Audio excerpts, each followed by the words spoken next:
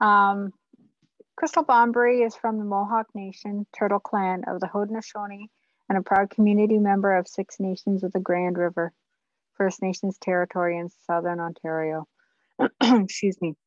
She values her many family and community relationships in addition to her role with the Indigenous Diabetes Health Circle as a diabetes wellness worker since 2009. During this time and beyond, she has found great value and contentment in her work around diabetes prevention and holistic health promotion. With additional certifications in personal training, healthy eating, yoga, and mindfulness, she has a deep passion for promoting the profound benefits of engaging a holistically balanced lifestyle. The Indigenous Diabetes Health Circle approach combines Western diabetes knowledge with the traditional wisdom and Indigenous influences. And here we have Crystal.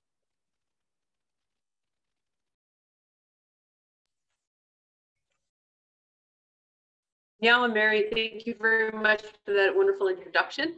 Just wanted to also extend many thanks to Joseph for that wonderful, insightful presentation as well. It's very intriguing, and I think, like you said, got a lot of ears perked up there, and it's fascinating. So appreciate your knowledge and everything that you shared with us today, and everything that you continue to share in terms of traditional medicines and ancestral healing and everything. So thank you very much, Joseph. I just wanted to get us, well, I'm just going to remove Joseph's pin there for a second. I thought it might be a good idea to get us kind of moving and kind of re-energize a little bit. We've been sitting for quite a while now. Hopefully you've all got up and had a break here and there when you felt like you needed to invigorate a little bit, but we have been sitting for a little while. So I thought that we would take a moment to and sort of open our bodies. It would be nice, like Joseph said, and and other people have spoken to about, traditional activities that promote physical activity. And I really hope that a lot of you out there are engaging traditional cultural activities, because as it was mentioned, these are excellent ways to be physically active and to keep our body, mind, and spirit invigorated all the time. For the time being, I thought I would do a bit of seated movement. But first of all, before we do some of this movement, I just want to get everybody to sort of stand up for a moment, just to kind of stretch out here and really just kind of lengthen, right? Ground the feet to the floor here, or the earth, wherever you are, and stand nice and tall. And just let your shoulders come down and back a little bit, and start to just notice your posture. Notice your posture, settle into your natural, free-flowing breath, and just begin that process of self-awareness, because that's going to carry us through this little practice here that I thought I would begin with today. So standing nice and tall, just begin with I'm going to actually shut off my virtual background because it's cutting off my actual body parts. 1 second. There we go. Yeah. So standing back, give yourself a little bit of space. Just standing nice and tall first, and take a moment here just to loosen up the arms, shake out any tension, any stress that you might be feeling in this area, and just start to mobilize that way first. So shake it out, starting with your hands and your arms. Just swing the arms across the front a little bit here. As you take the arms out to the side, just slowly open through the chest, through the heart. I don't really encourage you to swing the extremities too much, especially if you're feeling a lot of tension. I think, we can all relate to stress buildup, tension buildup, especially during these COVID times that we've been experiencing for the last couple of years. So you want to make sure that you're moving mindfully and always with a sense of control in order to just keep your muscles and your joints safe. Let's inhale, reach the arms up. As you reach up, lengthen through the spine, through the ribs, open up through the ribs. And again, stay very connected to your breath, because this presentation coming up is about mindfulness practices. So it's essentially about being in the present moment. We'll go through a little bit of definitions about that, but it's essentially being very aware and connected to what it is that we're doing. So connecting intention with action. Good. So we're taking a moment just to kind of reacquaint ourselves with lengthening our body. And now from your seated position, hopefully you're on a nice sturdy chair with preferably no wheels. I have a chair with wheels, but that's all I have in my office. But when you're moving around on your chair and doing any type of seated exercise, make sure that you are on a stable chair. Okay, so we're just going to begin here by taking a tall seat, coming up off of your backrest. And again, just connect to your core here and focus on your posture, right? Just sort of lengthening your spine up and stacking the head over the heart, over the pelvis. And of course, having a good posture and focusing on our spinal health is also sort of a positive contributing factor to lifelong health. Spinal health is very much associated with good general health. So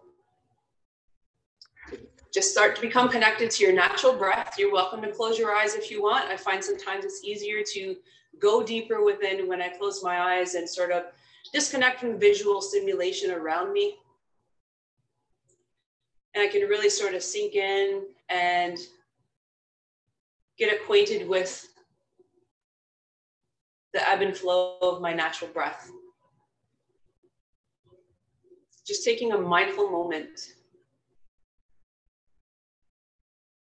I want you to open your mind to this approach in this brief exercise or movement session of being slow. So really giving ourselves permission to slow down and not necessarily rush to the next event or the next agenda item or the next thought.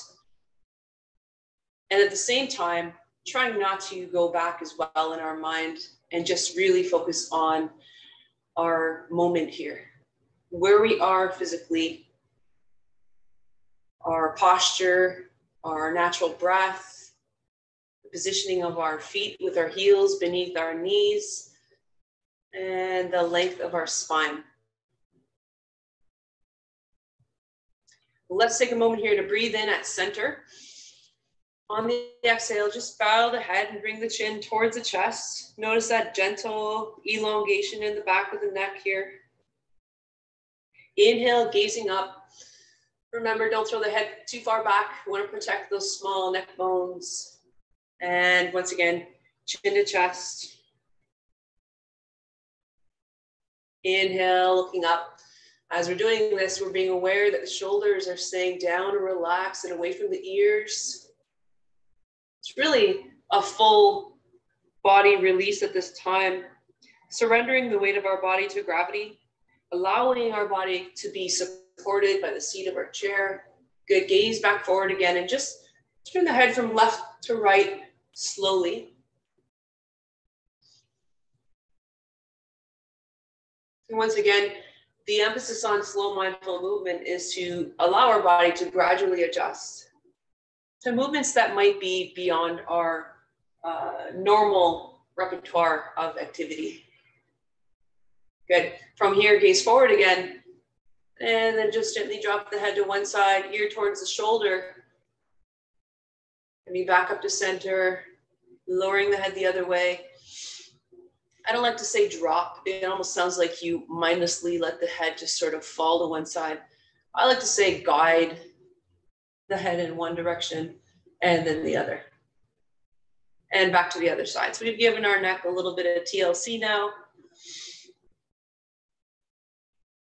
Great. Come back to center here and just inhale. And then on the exhale, shrug the shoulders up towards the ears. Inhale, coming back down again. Remember, shoulders are down and back. Exhale, shrugging up. Inhale, down. And I'll roll the shoulders back a few times. Focus on that full motion. Okay, forward, up, back, and down.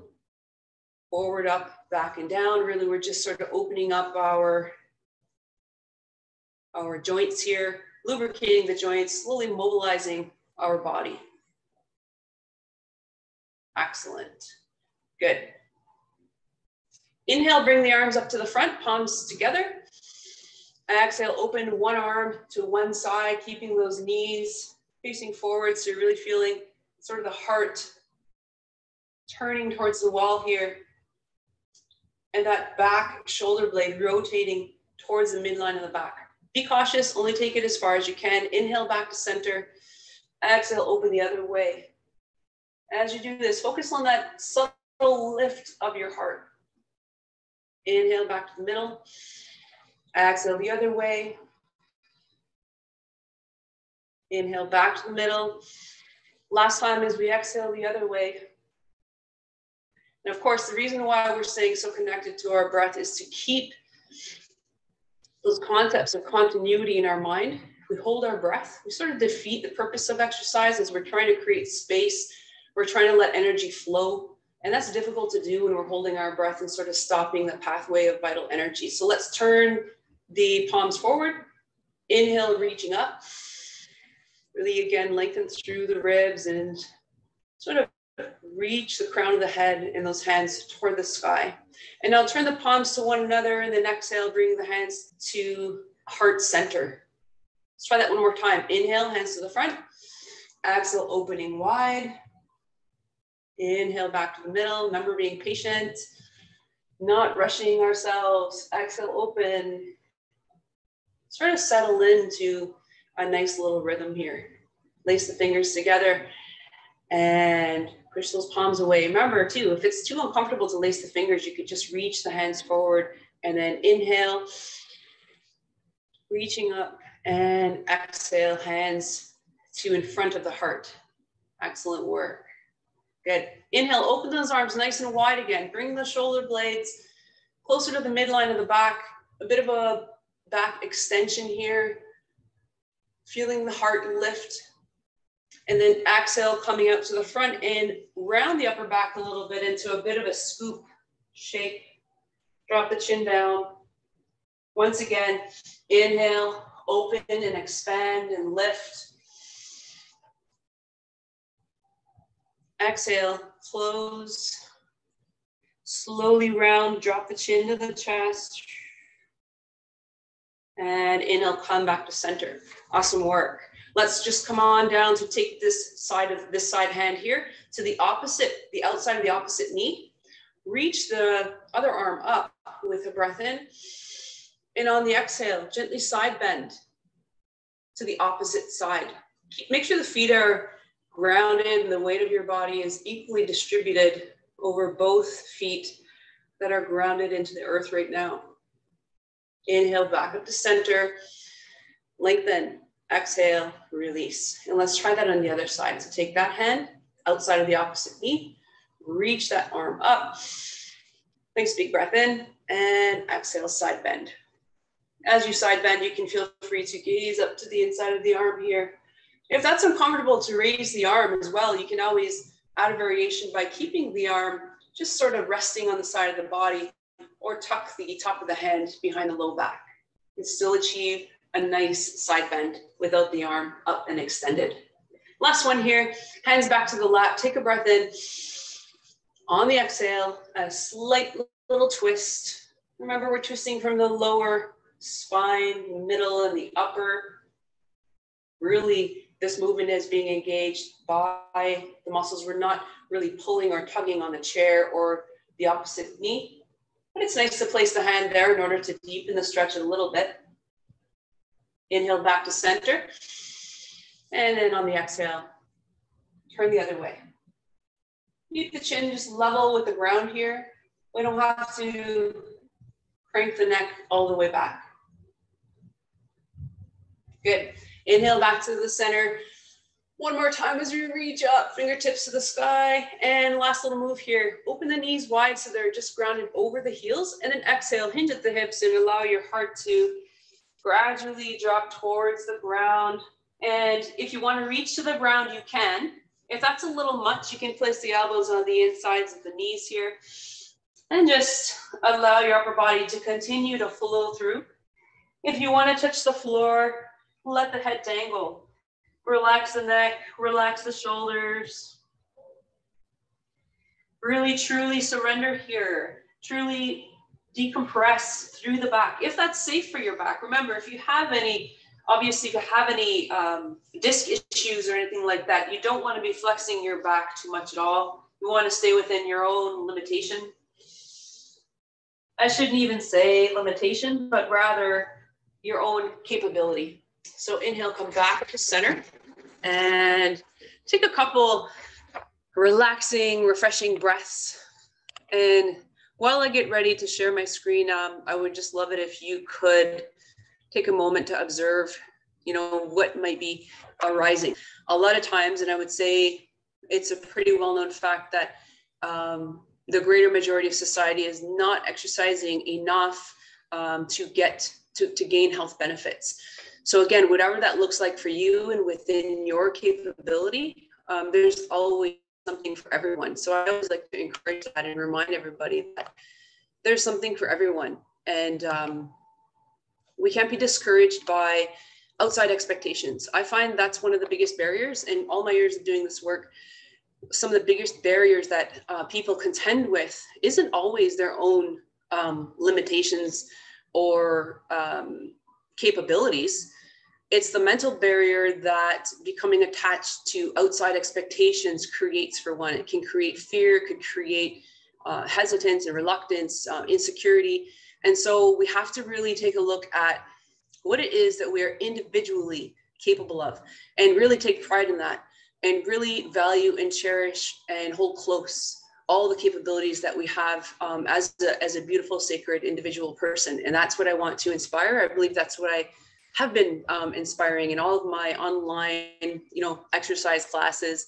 Of course, we're always promoting, a wide variety of activities, but I am happy and proud to be able to provide access to slow and mindful movement so that people can really, give themselves permission to slow down and really explore within themselves. And that's something that we're not doing enough because our attention is so divided and we're so much, pulled in all these different directions, especially if we are fulfilling many different roles and responsibilities, it can be a challenge. So bringing that attention back to ourselves is, I guess you could say, one of the main challenges that people are sort of dealing with in today's age, because our physical activity and our capacity to be very physical is not necessarily integrated into our everyday life anymore.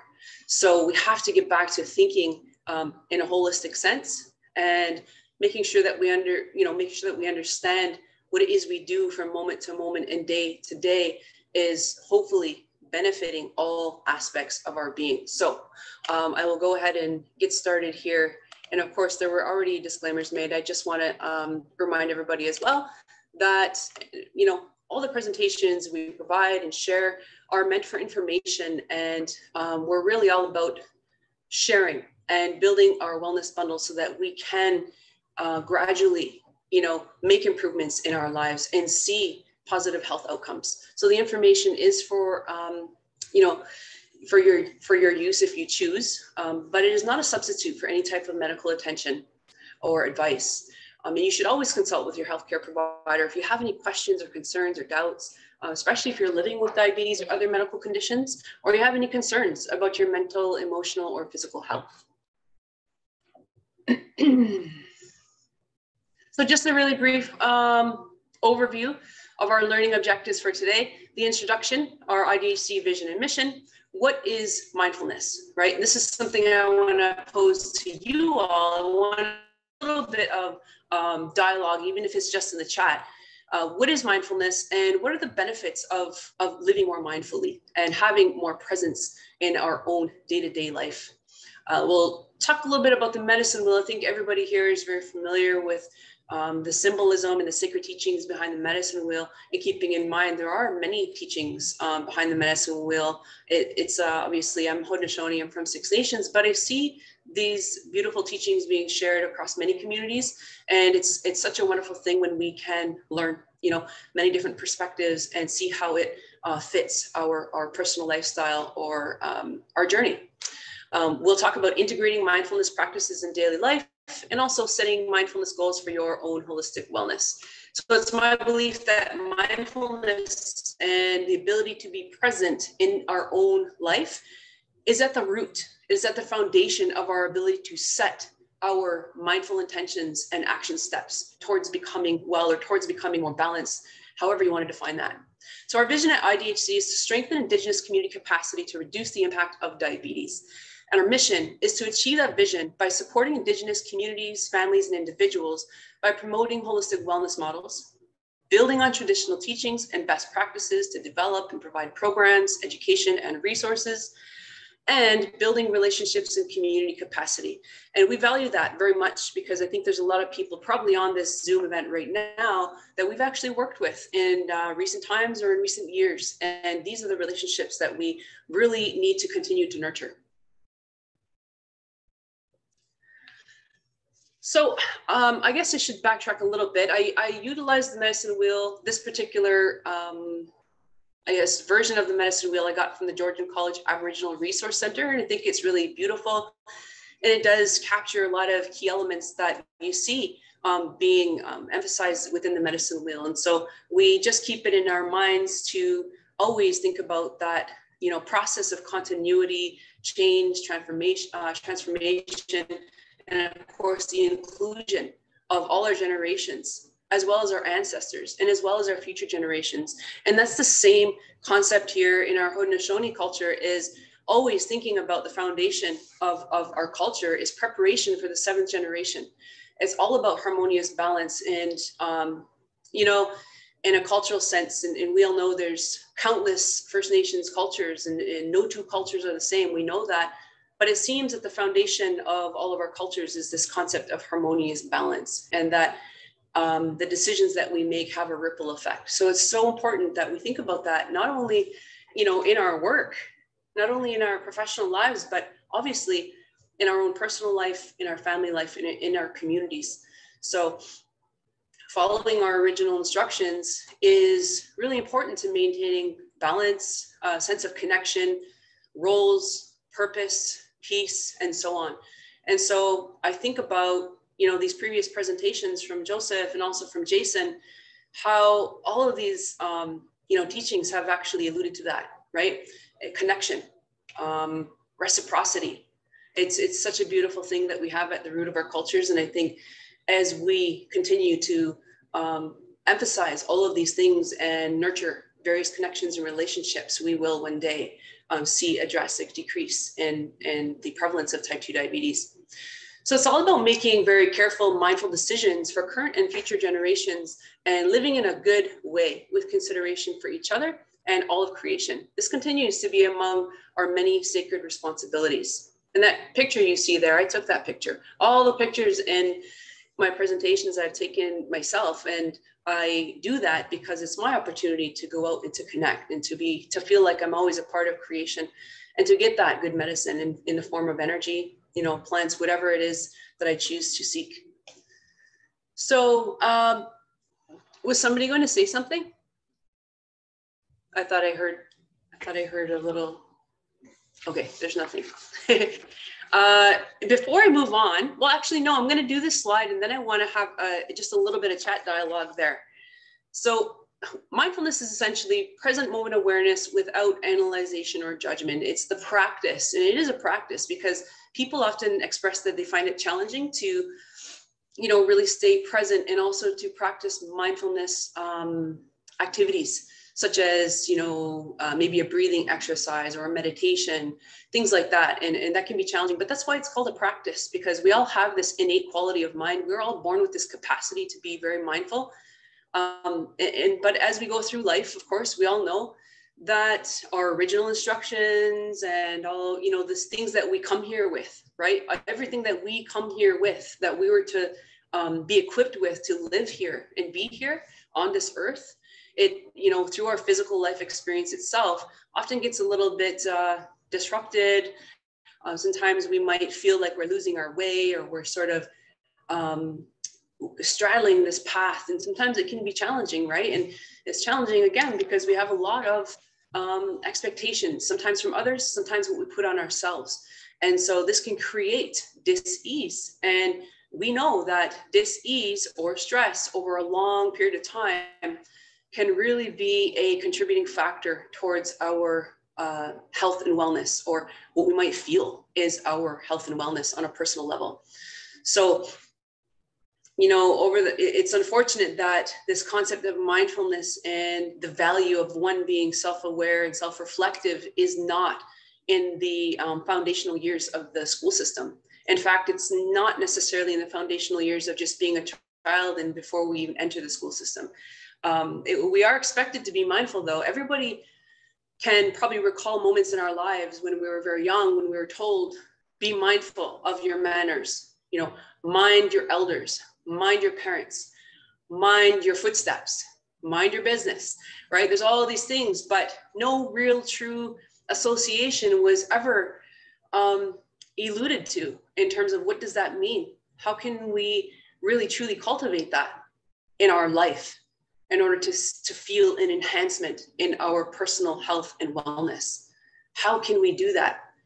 And how can we establish the proper supports to be able to do that on a systemic level so that we can return back to some sense of overall harmony and accountability and peace and reciprocity, right? All of these things.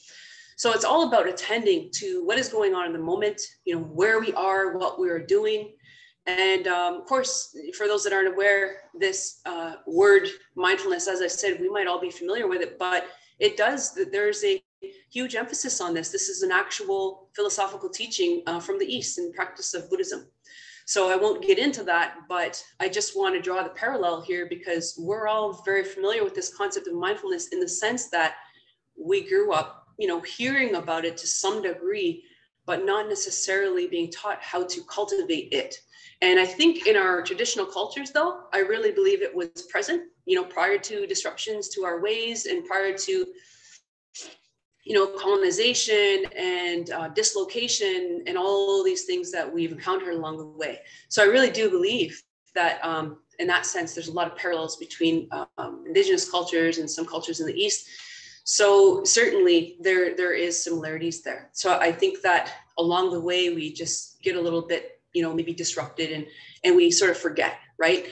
And so this is just a reminder that we all still have that capacity to cultivate this beautiful human quality or characteristic. Some examples of mindfulness practice are listening very keenly in a conversation, being fully present to the people that we sharing time and space and energy with. Noticing details of your surroundings, being very careful about your thoughts before speaking and acting, something that would definitely benefit society right now because we see the impact of, I guess you could say, mindlessness, not having that capacity to think very clearly and thoroughly before we carry out what it is that we're going to say or do. Yoga, breathing exercises, various types of meditation, all these things are forms of mindfulness practice. So it's really a method of nurturing that sacred mind-body connection, and it's experienced through personal practice. You could probably Google mindfulness and come up with 1,500 hits on the internet, but the question is, what is it going to mean for you? And how are you going to experience it? Right? So you can get some insights, a lot of theoretical information out there. I do a lot of reading and personal practice, but it's nothing compared to the beauty of actually experiencing it. It's truly a wonderful gift, and it's definitely a variety of healthy coping mechanisms that we could utilize. So this is just a general list of how mindfulness can enhance daily life. But before I do that, I wanted to stop showing my screen just for a moment. And I want to ask and put it out there to you before I go any further, just to inspire a little bit of dialogue. If you currently do weave mindfulness into your day, I just want to invite you now to put in the chat how you do that. What is your method? How do you enjoy practicing mindful approach to your daily life and to the various tasks that you engage from moment to moment and from day to day? A morning walk. I love that. It's an excellent way to connect with creation. I love going outside and walking with my dog or even just by myself. Lots of walks. Walking to the office helps. Yes. Laying tobacco and expressing daily gratitude. Sitting in the sun. A good smudge in prayer. Beautiful. So beautiful. So that is the, you know, when we share like that and we engage in dialogue like that in these types of platforms, whether it's in person or virtual, sitting by the fire, that is very powerful. Fire is a symbol of so many things in our cultures. So I find that to be extremely uplifting as well. Observing nature, looking up to the sky and down to the ground just makes me smile. Sitting and listening to the morning birds, that's something I do every morning as well, Shelley. Thank you for sharing that. So I feel like what I see is our connection to creation is very strong.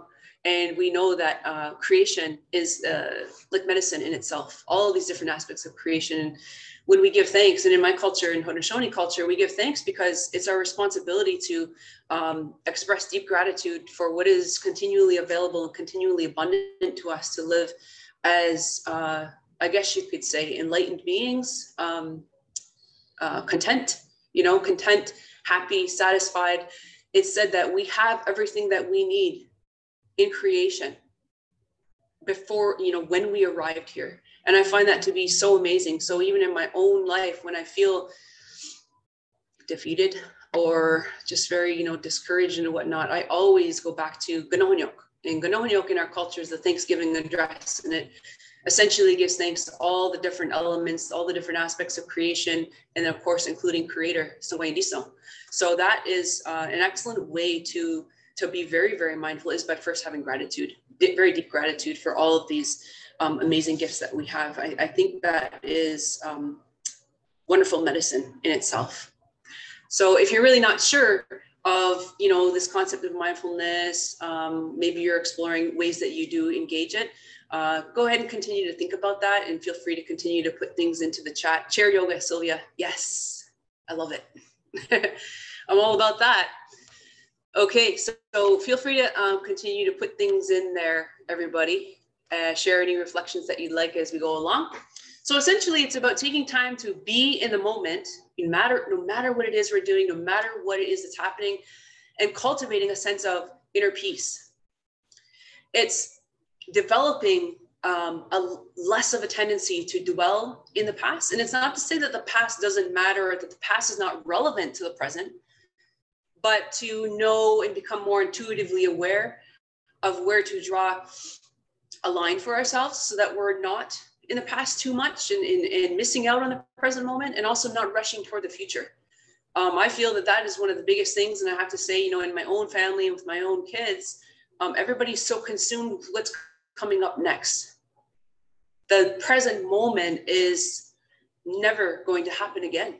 And so that's something that I feel is, often overlooked. You could be in the middle of a family barbecue, right? A family event. You're happy to be there. You're definitely happy to be there. But for example, you're on your phone for half of the time. That's an example of not being very mindful of surroundings and connections and sharing, in a joyous occasion and feeling a sense of joy and contentment. So it really helps us to allow to focus and notice the small details in order to have a more wholesome experience. And wholesome experiences, of course, can, promote a whole wide rainbow of wonderful sensations like gratitude, joy, contentment, whatever the case may be. So as we start to become more self-aware and reflective, we may also develop a calmer approach to situations or conflicts and become more solution-oriented in our thinking, which helps to increase our optimism. This all relates to the ability to effectively navigate challenging life events and try to be more forward-thinking and reducing stress where we possibly can, right? Because there's obviously there's lots of things we don't have control over. But the one thing for myself personally that I do have control over is my own personal response to situations, events, people, whatever the case may be. So I want to just invite you now just to sit in a tall position again on your seat and join me in mindful breathing. So first, the time to just connect to your now. This will only be a couple of minutes because we're already narrowing down on our time here. But sit in that tall position, bring your back off of your backrest. And again, just sense your body aligning, right? From the head to the heart, to the pelvis, knees stacked above the heels here, hands resting gently in your lap. So as we engage this practice, we're already starting to consciously release or allow, tension in the muscles, maybe recurring thoughts, maybe things that are on our mind. We're just consciously releasing that at this time. I guess you could say surrendering that at this time. Turn your palms up to the sky and allow the tops of your hands just to rest on your lap. Again, you're welcome to close your eyes. Allow your body to become heavy on your chair. And at this time, sense an energetic connection to Mother Earth. A Wednesday, we say in our culture. Mother Earth's connection. And just know intuitively that the Mother Earth continues to provide all of our sustenance. She provides strength and stability and grounding. As you connect to your natural breath, in your mind, just visualize the air entering your body at the tip of the nose, making its way throughout, invigorating every cell, every vein, every artery, every muscle, every bone, every organ. And then as you exhale, at the same time that you're releasing that air, release anything that does not serve you at this time.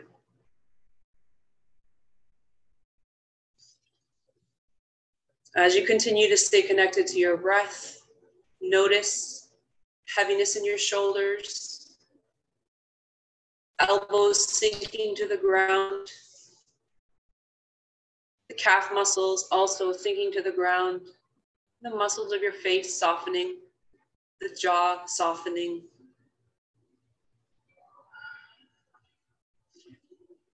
Just begin to observe what arises for you in this moment. Is it relaxation? Is it a sense of calmness? Is it a sense of release or a sense of surrender? Because the reality is, we do not surrender enough. We do not connect back to ourselves enough. We do not go inside of ourselves enough. We're continually pulled away from ourselves.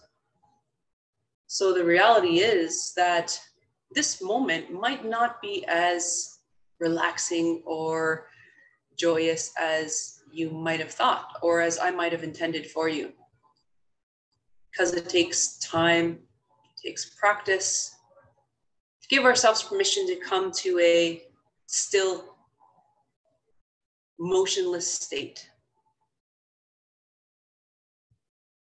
Take a few more mindful breaths here, just still natural breaths, not modifying it in any way, not being forceful or aggressive, but just being very, very relaxed,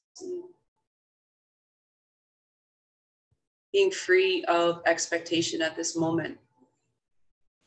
If you find that various thoughts have come and gone, that's okay. Be kind and compassionate to yourself in this process of learning, because it is learning.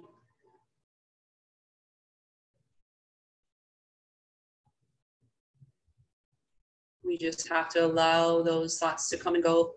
And as I mentioned before, just observe.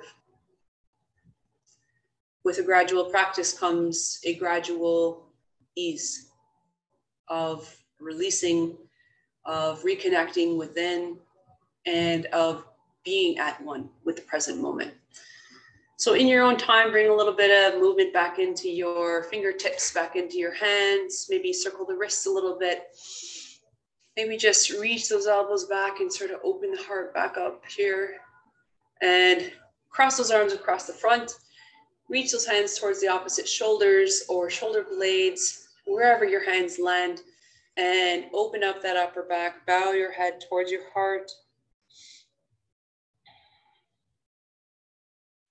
And give yourself that little hug.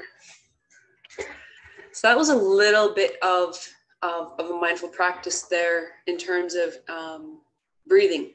It was more a relaxation practice because I did prompt us to, consciously bring awareness to our body and allow ourselves to become heavy in the seat of our chair, be supported by Mother Earth and all these different things while staying connected to our natural breath.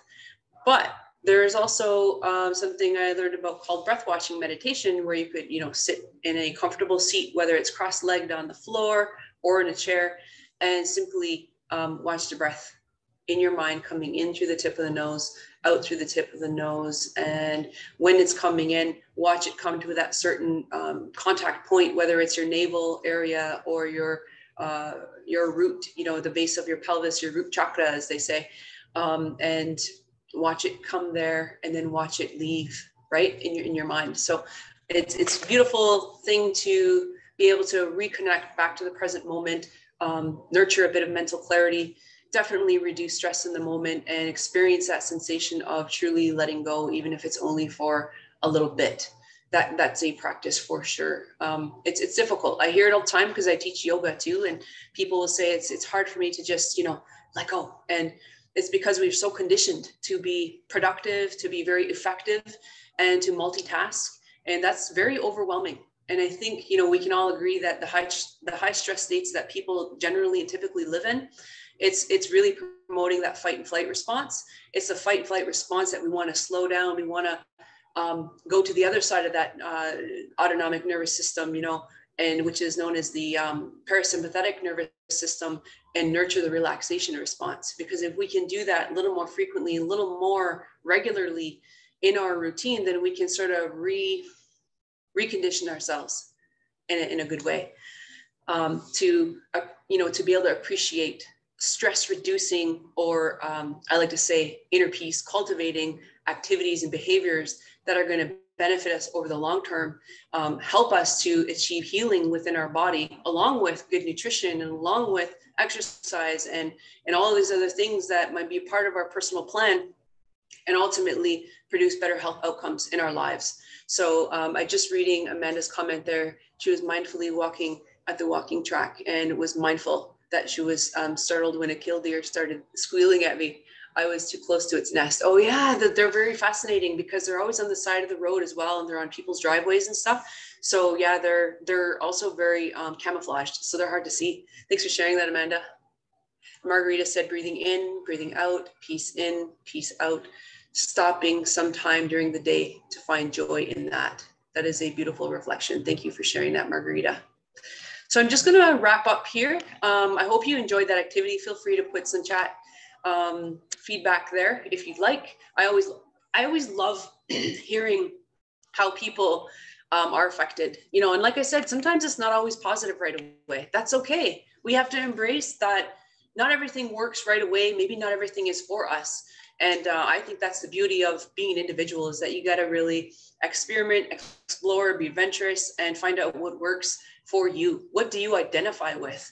And when I think about mindfulness practices in daily life, I definitely think about it in terms of a holistic sense of spiritual, mental, emotional, and physical. I always start with spiritual. And the reason why is because as Indigenous peoples, it is that very aspect of our being that was, you know, pretty much almost snuffed right out in terms of, you know, the colonizing practices and all those disruptive events that our peoples have collectively endured over decades and centuries. So that spirituality component, you know, the things that identify who we are, right? Our practices, our language, our various customs, all those things were essentially erased. And I wouldn't say permanently erased, but they were erased at those various times that it occurred at. And I really don't even think erasure is a good way to put it, because I think that we talk about this blood memory and whatnot. Nobody forgot anything. Nobody forgot anything. In fact, we did not lose anything, but it was smothered. And we can see the continual revitalization of all of our customs, the beautiful revitalization of our language and our languages and our cultures. So I always start with spiritual in terms of this, because I really love the fact that our culture is very much spiritual.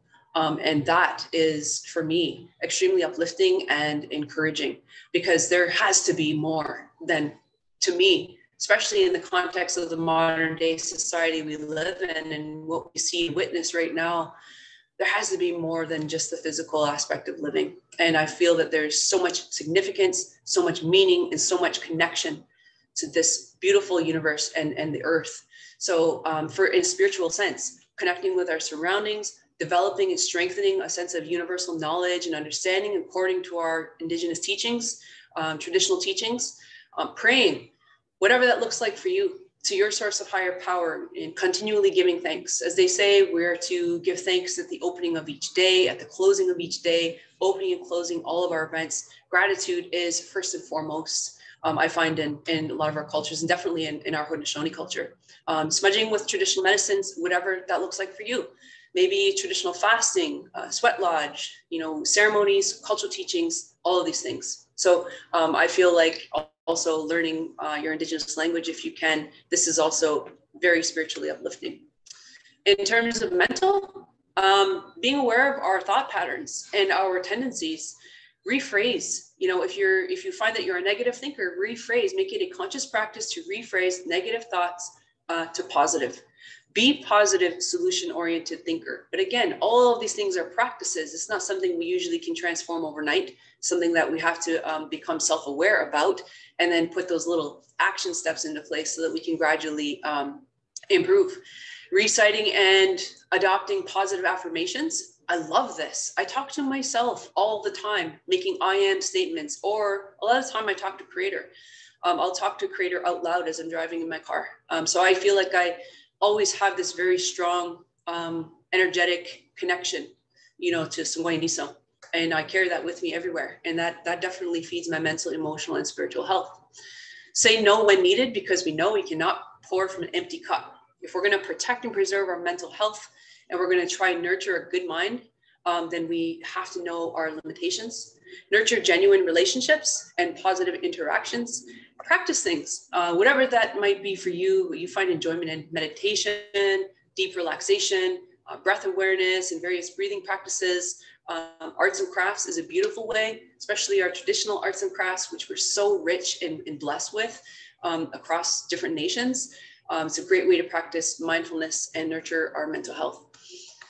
An emotional standpoint, I like to take a special focus on this because there is still a tendency for emotions, especially strong or what's perceived as negative emotions, to be generally overlooked or sort of dismissed because maybe they're scary, maybe they're too challenging, or they're too abrasive or something like that. Embracing all of our emotions is essential to being healthy. And we have to explore healthy channels of release. So that's the difference, right? That's the difference. It's not necessarily that negative emotions are bad, but how are they being channeled in order to nurture good, internal health? Because they do manifest. If they're not channeled in a good, positive way, or healthy way, I should say, then we know that a high of unresolved emotion contributes to, illness, contributes to high stress levels, and eventually manifestation of illness. So different activities. Talking, of course, is a wonderful way to do this. Journaling, exercising, just numerous ways. Be gentle and compassionate with ourselves. Don't criticize, right? Criticize ourselves too much. If we feel that there's a negative comment or critical statement that's being made to ourselves, from ourselves, then it's an immediate cue to switch that over to a more compassionate or kind statement. So these are, again, examples of daily affirmations. Find small reasons to smile. I smile at the silliest things. And if you were to actually see me without me knowing, that you're watching me walk in my backyard, for example, and then I'm literally smiling at the trees. I'm smiling to the sky and to the sun and to the birds. And that's like true comfort for me. So smiling at these things that, one would not typically smile at is a great way to kind of nurture our emotions and to nurture a sense of ease or happiness. Do simple things that bring you enjoyment. Walking outside amongst nature, taking a walk, even if you're in the city and you're around the block, and you go to a park, or you're just absorbing the natural elements, no matter where you are, right? Even if you are in the city, it doesn't matter. It's the mindset, it's the approach that you bring. If you bring a mindful approach to what it is that you are doing, then only then can you really kind of obtain that sense of, and I guess you could say, enlightenment or contentment. That's how we can bring that. Depends on what we bring to the experience. The experience does not always present itself to us. It's what we bring to that experience as well. Again, I have breath awareness and breathing practices there. Last of all, in the physical aspect of things, being aware of different types of exercise that you can do to mindfully engage your body. Of course, when you're doing those activities, note your energy level, note your sensations, and be aware of all these things. This is a way to cultivate the present moment awareness and bring true enjoyment to that experience and get back true enjoyment.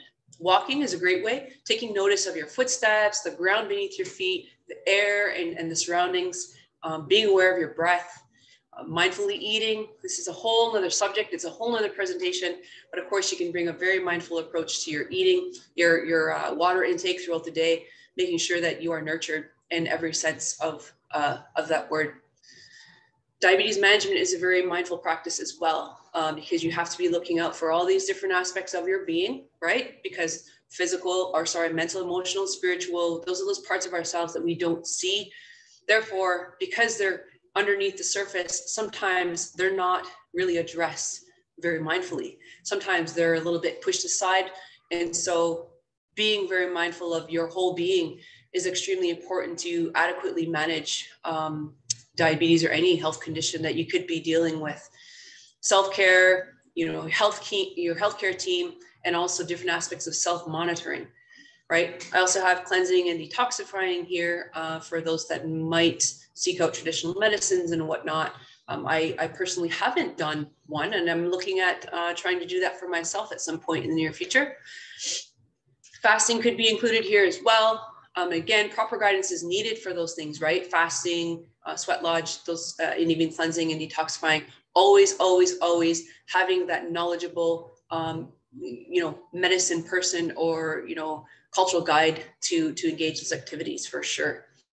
Rest and sleep. This should be number one. Rest and sleep. Calming our mind for a restful sleep is super important, because when we're sleeping, that's when all of these repairing processes can take place.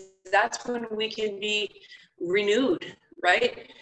It's pretty much impossible for our body to properly heal and to find that calm state, right? So I always encourage, relaxing activity before bed, not screen time.